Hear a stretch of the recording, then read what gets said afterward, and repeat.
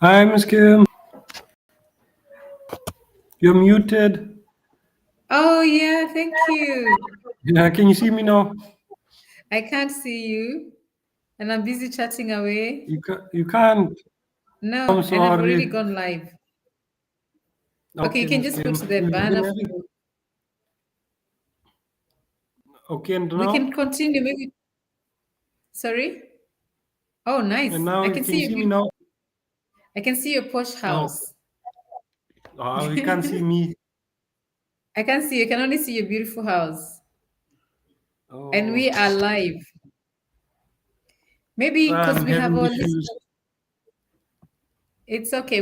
Because we have our listeners waiting. We can carry on as Okay, you Miss figure Kim. out your tech. Yeah. Okay, Miss Kim. So thank you, our listeners, and thanks for your patience. A very good afternoon to you all. We're joining you on our very usual Africa STEM Queen Thursday podcast, where we discuss solutions that are presented in the digital space. Life is in the cloud, we've seen that, and it's about time we discuss on how can we make sure we get a share of that. So I'm going to give him the mic to introduce himself. My name is Miss Kim. As always, Africa STEM Queen, your podcast host. I'm with, how do I describe him? A brilliant young man who wants to change the world. So he's going to tell us his name, and I think he has a couple of questions for me today. Thank you. Yeah, I'm Herschel Kluter, and I'll be interviewing him on Africa's AI moment. AI be shaping the future, or would it be? Would it lead us behind instead of forward? Thank you, sir. I know You, you can hear me. yes, I can hear you now, Miss Kim. Good. Yes, I know I'm a bit disruptive. I wonder if how you would describe me when I'm not in the room. What did you describe? AI obsessed, a granny who loves tech. Absolutely. So, what questions do you have for me today? Okay, Miss Kim. So I'd like to know that when we talk about Africa having a seat at the AI table, do you think we're being invited, or do we have to boldly create our own place in this environment? Thank you, sir. It's unfortunate we hardly get invited, and even right now, we shouldn't wait to be invited. Not on Huh? AI, not this era, not in the global tech policy, and certainly not in digital ownership. So if we wait to be invited, we might be served last or not even get. And without even Mhm. getting political, we've seen it like when COVID happened. Everybody shared out what was there, and it was like each for their own. So at this point in time, we're looking at the population we have with 1.4 billion people and 70% being under 35. This is our digital army in waiting.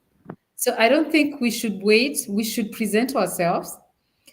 The future is being written in boardrooms far away, and we should Yeah. have the courage to face that. We shouldn't wait. We should build, we should bring our chair, and we should also come up with our own initiatives right within our streets, our villages, our garage, yes, especially that, our garage. Mhm. And come up with Absolutely, Miss serious Kim. innovations, yes. Okay, great, Miss Kim. It's glad to hear that we have to make our own chance, but then I'm sure Africa as a whole, we would be able to achieve great things if we set our minds to it. Mhm. Yes, we can, Okay. and we will. Moving on to the next question I have for you. Mhm. So, since the AI revolution is rewriting the global economy, in your view, what will it take for Africa to shift from being a digital consumer to becoming a powerful digital creator? I love that question. I love it, Rachel, because that's literally where we should be. So, in my view, I feel it takes three things. We first need to believe in ourselves. The mindset shift is a big issue, and we need to do that. Then, of course, we need to build infrastructure. And we will also need political will. If we can try our best, build that, because for way too long, we've been conditioned to not sort of to believe, to see ourselves as edge users from the Western tech, not inventors of global tools. So we need to change that narrative. And this begins with youth. Every African youth must know AI is not above your pay grade. It's not foreign. It is learnable. It's yours. You can learn it. So when we talk about infrastructure, currently I think our internet penetration is doing way better than it has done for ages. And obviously COVID really contributed into that. So we need to build that infrastructure to make sure we have tech hubs in every corner of our villages. We have access to cloud tools like AWS. And obviously, we need to Uh-huh. train people. So, obviously, as you know, I'm very passionate about design thinking, ethics, entrepreneurship. So, coming up with all these workshops and making sure we are skilling our people, we are making sure they can access the skills, the tools that they need, we're going to get into a better place. Then, on policy, governments must fund innovation, not just regulate them. Yeah. So the budgets have to be there. We have to source for funds and just ensure that there's a balance. We need to shift. We need to ensure that our tech, our ministries of tech or our education, our from TVET, I love what is happening in the country right now in Botswana with TVET. We need to ensure that those policies are put in place and funding is regulated and obviously we source for it. Absolutely, Ms. Kim, I agree. I also feel like the more, if Africans are able to become creators instead of consumers, that would definitely improve the job market. It would Absolutely. boost a lot of funds into the economy. Yeah. As a result of that, the GDP would rise in the continent as a whole, not just in Botswana. It Absolutely. would, That economic empowerment is critical. So if we can empower youth, create that infrastructure, give them the skills, and just ensure that they can access the tools they need, the internet, they would also be able to create their own jobs. they would be. Yeah. They would be. Okay, Ms. Kim. Now moving on to the next question. We often hear that AI is not for us, that it's a Silicon Valley thing. But what are some bold, inspiring examples of Africans using AI to solve local and real world problems? Great. I love it that you asked that. You know, it's a little bit sort of, should I call it self-defeating? We don't sell our narrative. We don't amplify our voice. But there's a lot of innovation that comes from this continent. I don't know if you know about there was a Malawian kid who actually now he's a grown man who inspired Hollywood stars. I'm sure Isabel knows Mhm. about this. To create the movie The Boy Who Learned How to Harness the Wind. Do you remember that? Yeah, no, I've heard of that movie. Yeah. Yeah, it's some years back. It's a great movie. You should watch it. So think about that. Then think about, yes, I know sometimes it sounds overrated because we always talking about M-Pesa, but there's a lot of innovation coming up. So currently, when we Mhm. speak about AI, we have farmers that are using AI tools where they're able to Mhm. predict the weather forecasts, they can optimize Mhm. their crop, their yields, and they can access fair market trade. So this is Mhm. literally transforming smallholders into agri-tech entrepreneurs. And it's happening. Mhm. We've seen cases in South Africa, we've seen in Kenya, we've seen in Ghana, in Nigeria as well. Then obviously we have other cases where AI has been able to verify drug authenticity in a country where Mhm. counterfeit medicine kills thousands annually. I think this report was in Nigeria. They've come up with an app that's able to verify that. That's quite amazing. Mhm. There's a lot happening in South Africa. There's a company called HearX Group that created an AI-powered mobile audiology app. This is able to Mhm. diagnose hearing issues using a smartphone. So they have screened Mhm. over 1.5 million people without needing a specialist on site. So we have a lot of brilliant stories. I think we just not amplifying our voice. And in Botswana, there's a lot that's going on. So right here, you've seen like anytime we put a call on who wants to get involved in learning how to build chatbots, automation on social media content, the energy, everybody wants a seat at the table, right? There's Absolutely. progress. Yeah, it could be better, but we're trying. Aren't we, Heshel? We are getting there. We're getting We're there. getting there. Okay, Ms. Kim. So next question, yeah. So let's be honest, no? Yeah. You think Africa is ready for this AI wave, or we are dangerously underestimating what's coming? I honestly think we are underestimating what is coming. Mhm. And the truth is, AI is not coming. AI is here. AI is Mhm. here. Remember, like I think about 3, 4 months ago, when Manas, which I think is the most amazing platform that was launched about 3 months ago, and it was not yet in Africa. It was accessible in US for so long. I was on the waiting list. I literally emailed, did everything like, come on, guys, we need this tool here. Now it's No? here. And I think I'm even late to the call because I only started tinkering with it like 2 weeks ago. And it's mind blowing when you look at what it's capable of doing. So jobs are already getting automated, schools are Mhm. already being disrupted, health diagnostic, legal contracts. The other day, my lawyer was asking me, I haven't seen you for so long. And I asked him, but I have my AI agent lawyer. Of course, yes, we agree there are errors here and there, but there are some little things that we are able to do. So Yeah. truly, Heshel, if Africa does not shape how AI is used here, someone else will. Mhm. But we also need to understand that readiness is not about perfection. It's about starting. The continent is full of hungry learners, creators, and hustlers. What is missing is Mhm. exposure and access. So we don't need to Mhm. wait until we get the latest iPad, the latest smartphones. Today, Mhm. I found ourselves, we sat with one of our colleagues at the office. We sat with Isabel, and for so long, we didn't even realize we're just working using our smartphones. Mhm. And we did a lot. We actually looked at each other and went like, look, the laptops are still on the table. So literally, Mhm. when we talk about all you need is access to Wi-Fi and a smartphone. There's a lot that you can do.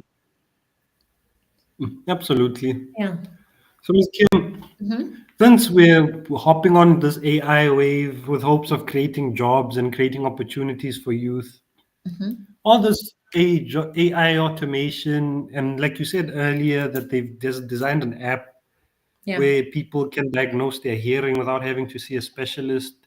Don't you feel like AI would, to a certain extent, be somewhat counterproductive, and it would end up taking jobs away from people instead of giving them the jobs? No, I don't think so. You know what? I think AI will take your job if you don't embrace AI. But Mm-hmm. currently, what's happening is it's also creating a lot of jobs. Mm. Yeah. So think about like just in the cybersecurity space, which AI has created so many opportunities. The global Okay. shortage of skilled cybersecurity workforce is on 5 million people. Mm-hmm. Africa alone, 1.5 million. So this is what makes me constantly say it's not jobs we don't have, it's skills. Mm-hmm. It's literally just skills. So if I mean, just like Bill Gates said, I think a few months ago, he said that he sees in the next 5 years we might just work for 2 days. Which Mm-hmm. Heschel, wouldn't you want to work for 2 days and there's money in the bank coming, there's passive income? I would love that, Miss Kim. So we would be able to take care of our mental health. Yeah, Yeah. absolutely. Mm. No, no, thank you for that answer, Miss Kim. It's very reassuring that we won't get replaced. We won't. No, we are needed. We're only going to get replaced if we don't embrace tech and bespoke Mm. AI. And since there are platforms for us to learn, so why not upskill? Mm. Yeah, it's a It's up mindset to us. shift. We just need to embrace it. Yeah, it's up to us. Okay. So, Miss Kim, there's a lot of hype around AI. No, I feel like this Mhm. question is related to what I just asked you. So I'll just move on to the answer to that question. Okay. Okay. So I've seen that you've been closely involved with the Future Tech Ignite workshop. Why do you Yes. believe this one day immersive training could be a game changer for thousands of Africans looking to level up? Thank you, Michelle. You know, these so remember growing up, especially for old schoolers like computer science when it became a thing, it was like for the smartest. It Mm-hmm. was like medicine, like those things we go like, really? Are you sure you can do that? We need to Mm-hmm. bust that myth. And the easiest way we can do it is by creating this 1 day workshop. So you come just for a day and see. You bust first, you face your fears, right? Face Mm-hmm. your fears and get to know this is not rocket science. This is not for the smartest. You don't actually need to be a programmer for you to be Mm-hmm. to cash within the AI wave. So this makes us as well be able to remove excuses. When you tell people to come for a workshop for 2 weeks, I don't have time. And sometimes those are just excuses, flimsy excuses. Sometimes people are just scared. Some, I'm too Yeah. busy. Some, I'm too broke. So this one now, we heavily subsidize our workshops. It Yeah. doesn't matter whether you're tech savvy or not. This is an accelerator, not just in content, but to boost your confidence. So we make sure that participants walk in. They can walk in intimidated by AI, but walk out saying, I can use this. I can build something. Mm-hmm. I can earn with this tool. So in this, that's where we teach tools like, when you think that you can assume when you're in the know that everybody knows ChatGPT or even to use it. I've encountered so many people still calling it that thing. Yeah. Yeah, just creating a little flyer with Canva AI. Personally, I still struggle to use Canva. Automation of apps, cybersecurity basics. It is so risky. Everybody needs to learn some basics on cybersecurity. So Yeah. we do Absolutely. very practical workshops, small groups with business owners, with people aspiring to be in business, students, and just teach them how to create, how to just how to embrace tech. Literally, just how to embrace tech. This day and age, it Mm-hmm. shouldn't be a problem for you to build your CV, right? Yeah.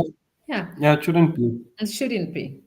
So we ensure it's real, it's relevant, and it's result driven. That you go home saying, Mm. I learned something. And then we give you tools for you to carry on and use at home. Mm. Thank you, Miss Kim. You're welcome. So now, so let's talk about impact. No? For someone who attends the Future Tech Ignite workshop, what's one powerful skill or mindset shift they'll walk away with that could change the way they work, earn, and think forever? Now, my biggest inspiration to running future tech is our unemployment level is very high. And Uh-huh. besides the unemployed, there are so many people that are disgruntled with their jobs for so many different reasons. Now, you come, even if you're very happy with your job, if you can learn how to use some of these tools, you're going to be a better person, a better worker. If you're jobless, you'll get some skills that will enable you start creating your employment. If you're hanging on the wall thinking, should I resign, should I not? This will help you make a more informed decision. Looking at when you embrace technology, the kind of research you can do. You can literally build a company that would have taken you 90 days in 3 days now. So, the biggest shift we want to see is from survival to strategy. Most people in Africa and bespoke in Botswana, they're grinding to survive. They're hustling Mm. day in, day out. So with this, they learn tools that can help them multiply their time, income, and reach. And that just changes everything. It's literally embracing digital literacy, working on the mindset shift, and just getting to know you can be your own boss, you can run your life if you embrace tech. Makes your life much easier. Yeah, I see how it could be used to streamline processes. Yeah. Okay. So next question, Miss Kim. Mhm. So we always say at Future Tech, no? Mhm. Learn fast, earn faster. How do you see AI powered side hustles and automation helping young people in Africa to build income streams even without fancy degrees? Mm. I'm trying to be careful because I'm on live, so you're not going to edit.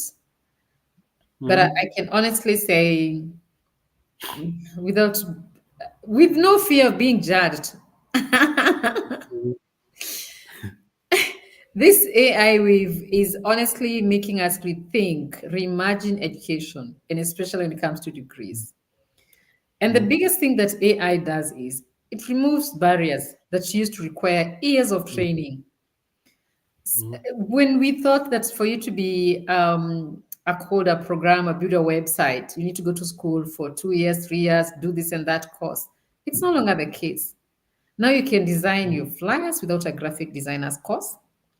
You can write articles without being a journalist. You can create marketing videos without a film studio. You can also Mhm. translate documents without knowing 10 languages. I can literally have Mhm. a conversation with somebody and even do some business with a French speaking person, even if I can't speak French, because AI has enabled Mhm. that. So, this is where we teach how to use these tools ethically, creatively, and for profit. So, our graduates have launched micro agencies, digital services, AI logo shops, and automated dropshipping stores. Another job that I like when I get people learning how to do it is virtual services. You can be a virtual assistant for somebody who is in Canada and you're sitting right here and you don't have a degree. So it's no longer Mhm. about getting a fancy degrees. It is so much more about monetizing what you learn and you learn fast. This is where, Absolutely.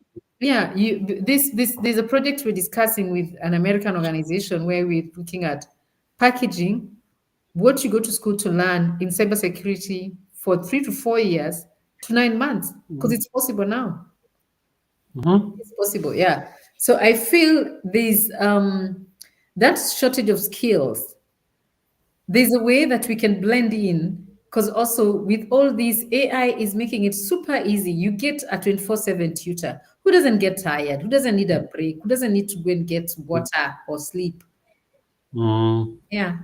So I think we would get there. We would solve a lot of problems if we can embrace tech and bespoke AI.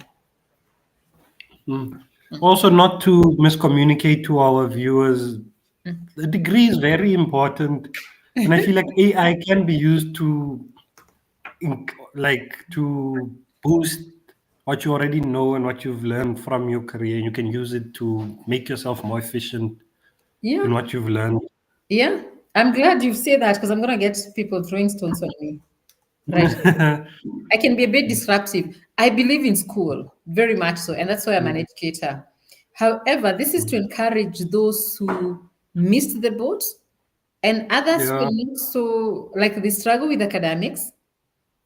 Mhm. And that's why within our workshops, we don't ask if you can code. We don't care if you're touching a laptop for the first time. Those are actually the Yeah. people with courage to come. Mm. Mm. No, great, Miss Kim. So now, from unemployed graduates to single mothers and to young creators, how's Future Tech Ignite breaking the barriers for people who have been locked out of the digital economy? I'm glad you asked that question. So, what we're doing is we are focusing on unlocking access for many programs, specifically and much more. Let me not say it's for all, but my heart goes to marginalized communities. Mhm. So, and that's where I'm very particular on this thing of sometimes you find people get intimidated by just not speaking English. That should not Mhm. be the gatekeeping access for you to understand tech.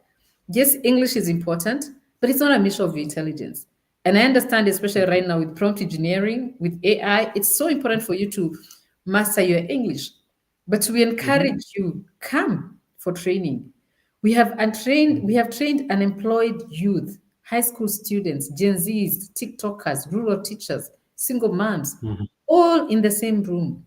Everyone learns. And this is what I've come to realize after training I've trained in Kailicha. If you know, Khayelitsha is, I think, one of the biggest and the most dangerous slums in Cape Town, in Africa, so Yeah. it's in Cape Town. So I've trained in Khayelitsha, I've trained in top cities, I've trained in rural villages. And everybody wants the same thing, economic empowerment. So Mm, we are working on democratizing opportunity. That's what digital equity looks like. That it doesn't matter mm, where you come from, you have a seat at the table. So now with our mm, AI, we have free AI tools that we give so that even those who mm, cannot be able to afford or attend physically, they can still start getting a skill. And we encourage them, reach out, we give you the tools, which is a little mm, handbook to sort of kickstart you. And then we can onboard mm, you later when you start warming up. This is just a handbook. mhm, When you start warming up, you start getting comfortable. Now we put you on our platforms, then you start learning, mhm, and you can learn at your own pace, and you can learn from your garage, from your house. Of course, yes, mm. I love in-person training, but it's not always easy. Some people can't access that. Yeah. Yes, absolutely. It's quite inspiring to hear that it's open to everyone from all walks of life, even those that feel like they cannot be in that space. They are allowed the opportunity to explore it and probably find out that that is truly their passion. Yeah, sometimes we don't know until we try. We don't know.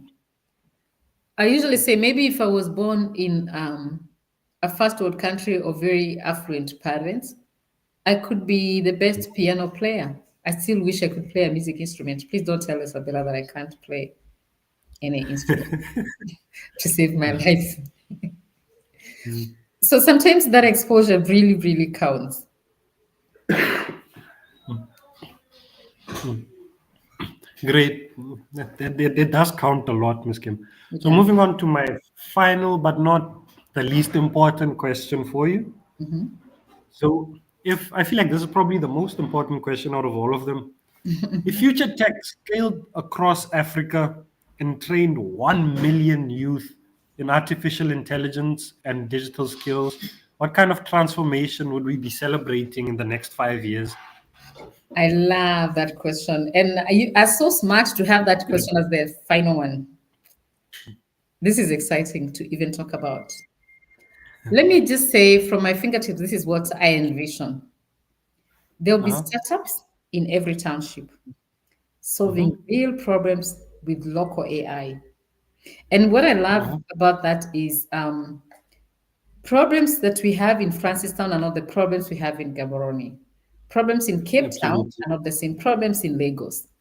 So that Mhm. particular community can be able to solve their specific problems using AI. I would see women running digital agencies from their kitchens, literally. Mhm. As you see it, so far, I'm sure somebody will come up with statistics and data.